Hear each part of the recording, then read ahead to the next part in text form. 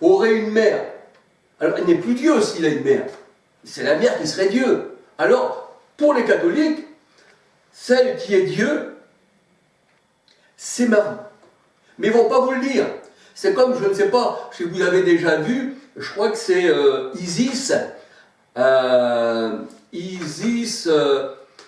une déesse égyptienne qui tient un bébé dans ses bras. Et on voit aussi chez les catholiques, eh bien, Marie, bien sûr, ils ne disent pas que c'est Isis, mais c'est Isis. Comme Colombien, on peut dire que c'est un Colombien, on va dire que c'est Marie, tout ça c'est caché. Eh bien, c'est pareil, on voit Marie, elle a l'enfant, on dit la femme a l'enfant. Eh bien, c'est exactement pareil. Et dans toutes les statues que vous voyez, eh bien, les statues bouddhistes, les statues, pas mal de statues, on retrouve, comme les catholiques, eh bien, avec un soleil derrière la tête. On voit même Bouddha, des fois, avec un soleil, eh bien, tout comme les statues catholiques, et c'est ça. Parce que ça, c'est du paganisme. Et vous, ça vous ne le savez pas, mais j'ai bien étudié la chose, et je sais que tout cela, eh bien, c'est mélanger la parole de Dieu avec la parole des hommes, et qui n'en tordent le sens. Alors j'ai tenu ce soir à partager ceci avec vous.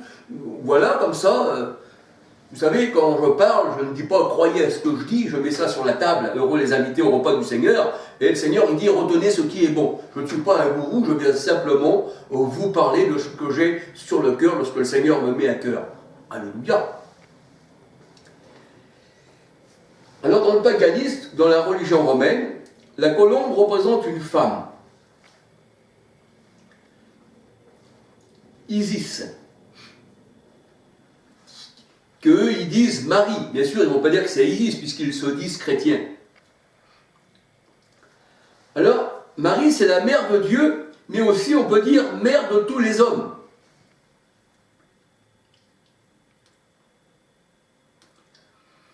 Alors, on sait que le Saint-Esprit éclaire. Éclaire. Parce que le Seigneur il dit que le Saint-Esprit, c'est aussi la parole. Ta parole est une lumière sur mon sentier. Alors on dit que le Saint-Esprit éclaire. On peut dire que nous sommes des chandeliers et que Dieu nous éclaire et nous devenons des lampes. Parce que comme le Saint-Esprit nous a éclairés, eh bien nous sommes venus des lampes. Et le Saint-Esprit aussi, c'est l'huile pour les lampes. C'est ce que nous dit la parole de Dieu. Alors c'est lui qui éclaire les hommes. Et à la Pentecôte, bien sûr, nous voyons que les disciples, ils étaient 120 à peu près, eh bien, la parole de Dieu elle dit que des flammes de feu se posèrent sur chacun d'eux, et ils furent tous remplis de l'Esprit Saint. Donc on peut dire que les chandeliers là, qui sont les hommes, qui sont des lampes, ont été éclairés par l'huile, par l'Esprit Saint qui nous éclaire. Acte 2, versets 1, 2, 3, 4.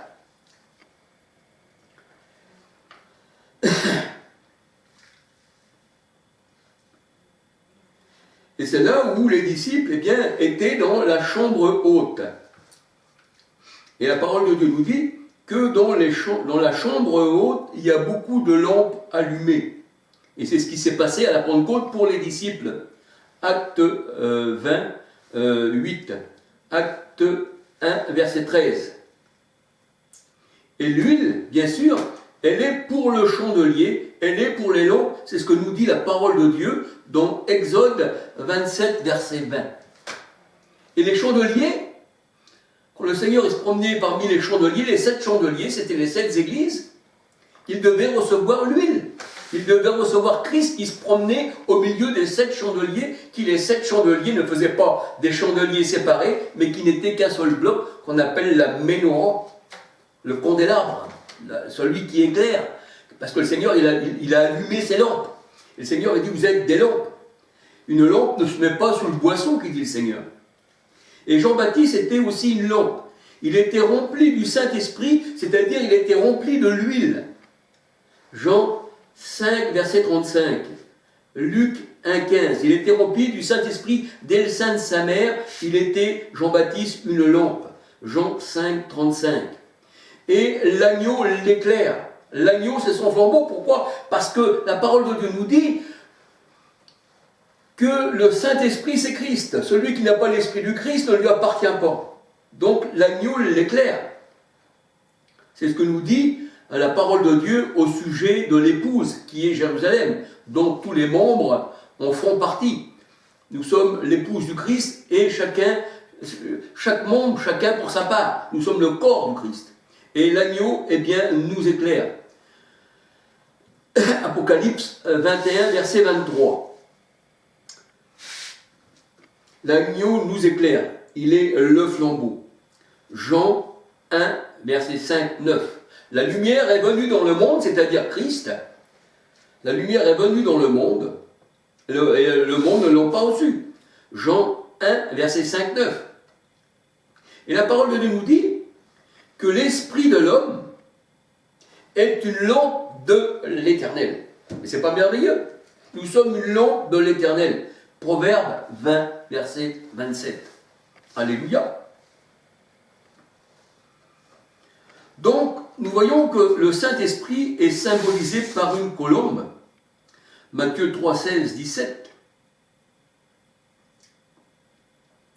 Et on peut dire que cette colombe, eh bien, c'est aussi le Père. Parce que moi et le Père, on est un, disait Jésus-Christ, notre Sauveur, dans Jean 10, 30. Et Jésus disait, celui qui me voit celui qui m'a envoyé. Celui qui me voit celui qui m'a envoyé. Donc, il s'envoie tout seul. Parce que si tu me vois, moi qui m'envoie, ça peut être comme moi. Hein, dans Jean 12, 45. Et là, nous voyons que la parole de Dieu nous dit que le Saint-Esprit, Matthieu 1, 18, 20, cet enfant vient du Saint-Esprit. Eh bien, le Saint-Esprit, qui est le Père, Jésus est né du Saint-Esprit, et là, on voit aussi que c'est une colombe. Il n'y a pas 36 dieux. Jean 3, verset 3 à 8, et Job 33, 4, l'Esprit de Dieu m'a créé. Il faut naître du Saint-Esprit. Le Saint-Esprit fait naître. Donc le Saint-Esprit est Père. Le Saint-Esprit est le Père de Jésus, homme. C'est lui qui forma ce corps. Hébreux 10, 4, tu me formas un corps, et voici, je dis, je viens. Alors c'est dans la religion romaine, sous couvert de Marie, mère de Dieu, hein, parce que les catholiques ils l'appellent mère de Dieu, elle est la colombe qui donne la vie. Parce que la colombe c'est le Saint-Esprit, pour les véritables chrétiens. Mais Columbia, Isis, c'est égyptien. D'ailleurs le pape il est habillé comme un égyptien. C'est pour ça que c'est la grande pyramide. On retrouve tous les symboles d'Égypte eh bien, dans la religion romaine. Et on peut dire que toutes les religions sont rattachées eh bien, à ces gens-là. Parce que ces gens-là, c'est eux qui ont le monopole de toutes les religions. Alors elle a appelé colombe, qui donne la vie et qui éclaire les hommes. Bien sûr que si elle est la colombe qui éclaire, donc c'est l'huile aussi, Marie, pour les catholiques. Donc elle éclaire les hommes. Elle est la mère de Dieu. Puisque le Saint-Esprit, Job 34 nous dit qu'il nous a donné la vie. Mais elle est la colombe, Columbia, donc elle donne la vie. Donc c'est pour ça qu'on la voit des fois on voit sur des images catholiques une ogive comme ça qu'on appelle, je ne sais pas comment ça s'appelle, un peu, vous avez, ça fait un peu comme une... Hein, et on voit, mettons, Jésus à l'intérieur qui sort. Et ça, c'est la matrice de Marie. C'est elle qui donne la vie. Et vous, ça fait un genre de trucs comme ça, voyez-vous là, un losange, je crois que je ne me rappelle plus comment ça s'appelle au juste. Et là, on voit Jésus à l'intérieur qui sort de ça, il est là. Et ça représente le sexe. C'est Marie qui donne la vie, voyez-vous. Et donc vous devriez étudier ceci. Et ça vous donnerait, eh bien, à réfléchir. Alors c'est pour ça que Lourdes est consacrée, eh bien, à Marie. Ils se disent chrétiens, mais vous ne verrez jamais qu'on parlera du Seigneur à Lourdes. On dira... Lourdes, c'est la ville de Marie. Et Bernadette Soubirous, c'est elle qui l'a vu, qui en a vu la vision, et c'est elle qui est venue, c'est elle qui nous l'a expliqué. Et la basilique de Lourdes est consacrée à Isis, à Columbia, à Marie, Mère de Dieu, à Marie, Mère de tous les hommes, puisque c'est la colombe, la Columbia, elle qui donne la vie. Donc Lourdes est consacrée au mensonge, est consacrée, eh bien, chez les catholiques, eh bien, ça veut dire qu'elle est consacrée au paganisme. Comme le monde entier, 1 Jean 5, 19, 20, qui nous dit que le monde entier est sous la puissance du malin.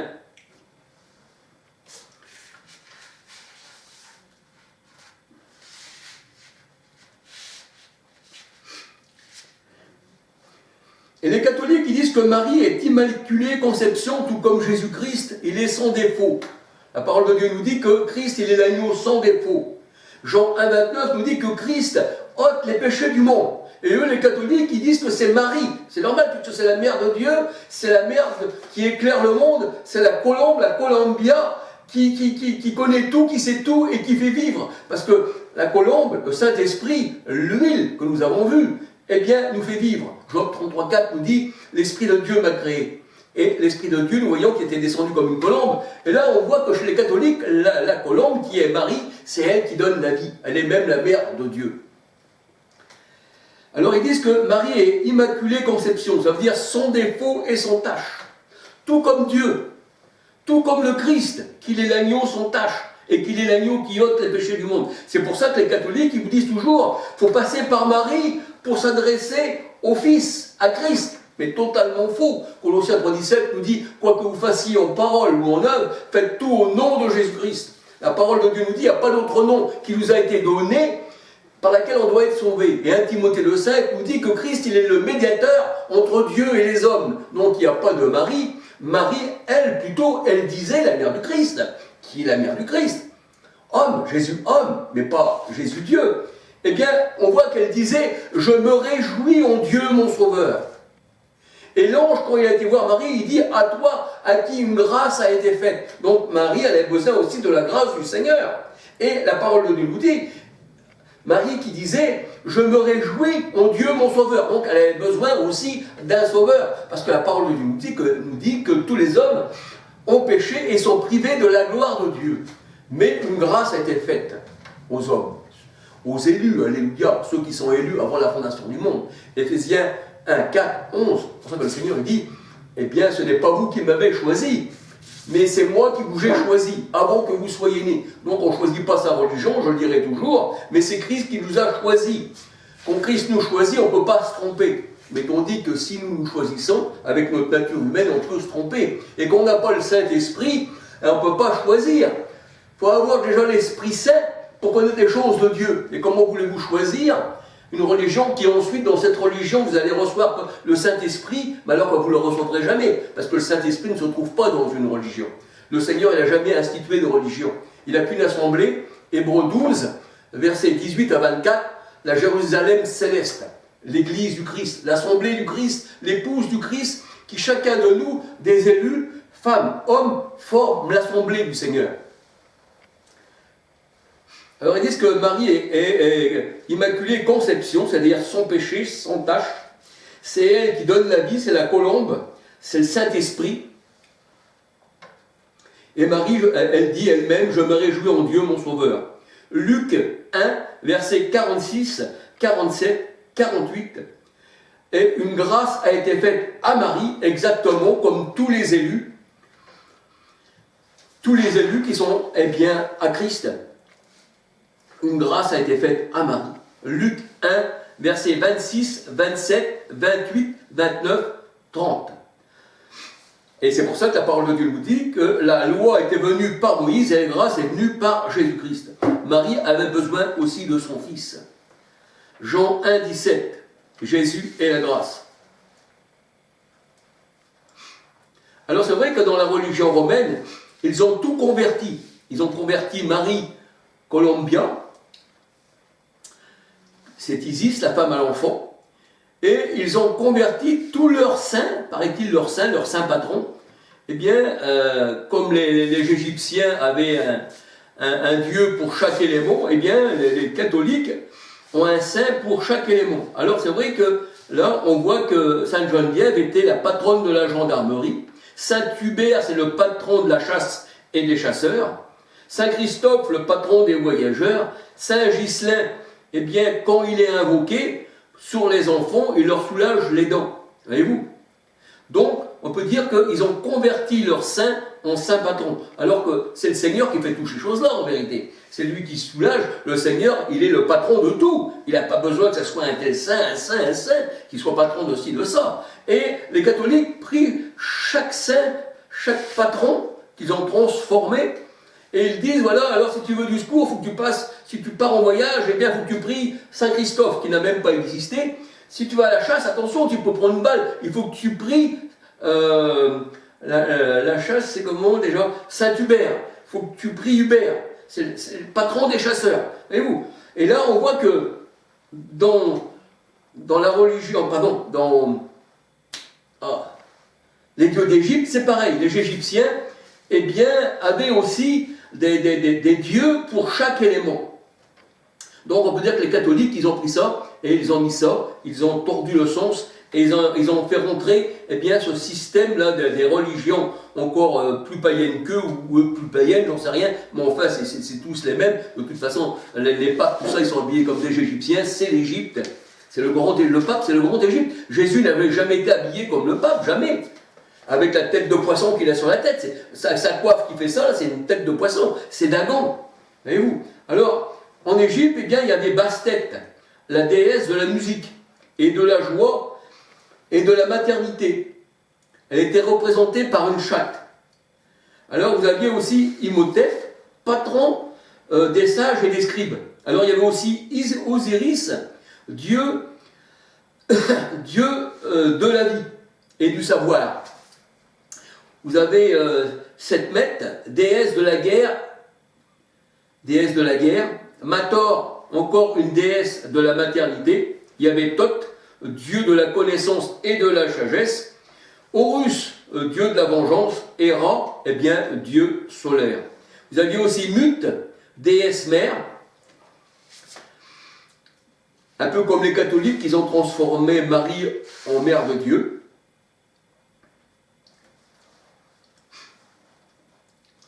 Et la parole de Dieu nous dit que le Seigneur, eh bien, quand il a mis les plaies sur l'Égypte, et quand il a frappé l'Égypte, il a frappé les Égyptiens, les premiers-nés, c'est-à-dire qu'il a frappé les idoles d'Égypte. Et dans la parole de Dieu, les idoles, ça représente les hommes qui se prennent pour des dieux. C'est pour ça que le Seigneur a dit, il leur ressemble ceux, eh bien, qui adorent les idoles. Parce que l'idole, elle ne voit pas clair, elle n'a pas d'oreille, elle n'a pas de bouche. Et le Seigneur a dit, vous leur ressemblez. Et quand on dit ressembler, ça veut dire que les idoles, c'est les hommes. Et combien d'hommes dans le monde se sont devenus des idoles, des stars? On dit ça, c'est une idole. Voyez-vous? Le Seigneur, il a frappé les dieux d'Égypte quand il est venu en Égypte. Exode 12, verset 12. Et les premiers-nés, eh bien, représentent les premiers-nés représentent les pharisiens, qui eux, la loi, étaient les premiers-nés. Et le Seigneur disait aux pharisiens, vous les premiers, là, les pharisiens, vous serez les derniers. Et les pécheurs, et les prostituées, les païens, qui vont se convertir à moi, parce que ce sont des élus, ce sont mes brebis, elles entendent ma voix, elles n'entendront pas la voix d'un étranger. Eh bien, eux, ça sera les premiers, et vous, vous serez les derniers. Et là, les premiers-nés d'Égypte, eh bien, ils ont été balayés. C'est pour ça que le Seigneur, il disait ça. Les premiers d'Égypte, eh bien, ont été balayés. Et Galates 4, 21 à 31, la Jérusalem actuelle, eh bien, c'est l'Égypte, c'est le mont Sinaï, c'est Agar. C'est ce que nous dit la parole de Dieu. C'est l'Égypte, c'est là où Christ a été crucifié. C'est-à-dire l'Égypte. Apocalypse 11, verset 8. Alléluia! C'est formidable. C'est pour ça que le Seigneur dit que les gens de mauvaise vie, eh bien, vous dénonceront dans leur royaume de Dieu. Et vous, les premiers, vous serez les derniers. Matthieu 19, verset 30, et Matthieu 20, verset 8 à 16. Et là, j'aurais voulu, eh bien, changer de sujet. J'aurais voulu vous parler de mes dernières vidéos, le serpent dans le mur. Le serpent dans le mur, le serpent dans la muraille. Parce que j'avais pas trop le temps, j'avais pas trop de batterie, je vois que j'en ai encore un peu, je vais essayer de vous compléter un peu ça. Alors, le mur, en fait, représente les hommes. Le mur, le serpent dans la muraille, représente que la muraille représente les hommes, et le serpent dans la muraille représente l'esprit de l'homme. C'est pour ça que le Seigneur disait à Pierre, quand Pierre se mettait contre le Seigneur, qui ne voulait pas qu'il monte à Jérusalem, parce que le Seigneur Jésus devait monter à Jérusalem, pour qu'on soit sauvé, il fallait qu'il monte à la croix. Mais Pierre, qui n'avait pas encore le Saint-Esprit, qui n'était pas encore converti, il dit, Seigneur, tu n'iras pas. Et le Seigneur, il lui disait, arrière de moi, Satan, parce que tes pensées ne sont pas mes pensées, mais ce sont les pensées des hommes. On voit que la pensée de l'homme, c'est Satan, c'est un adversaire. C'est un adversaire, la pensée contraire à Christ. Or, nous avons la pensée de Christ, la parole de Dieu nous dit. Mais là, Pierre ne l'avait pas encore. Il devait attendre la Pentecôte. C'est pour ça que le Seigneur dit, eh bien l'Esprit, quand il viendra, il vous enseignera toutes choses. Et vous rappellera tout ce que je vous ai dit. Alors on voit que le serpent dans la muraille représente la pensée dans l'homme, dans le mur. Et l'homme c'est un mur. Parce qu'il y a un mur entre moi et vous, qui dit le Seigneur, vous êtes le mur. Et le Seigneur il a enlevé le mur de l'inimitié, il dit, dans Éphésiens 2, 18. Le mur en fait représente les hommes, les serpents. Il représente les hommes méchants. S'appuyer sur une muraille, c'est-à-dire sur un mur, sur un homme méchant, c'est s'appuyer sur les hommes rebelles, méchants. Ça symbolise eh bien, que dans ce mur, il y a un serpent qui va nous mordre de son venin mortel. C'est ce que nous dit Amos 5, 19.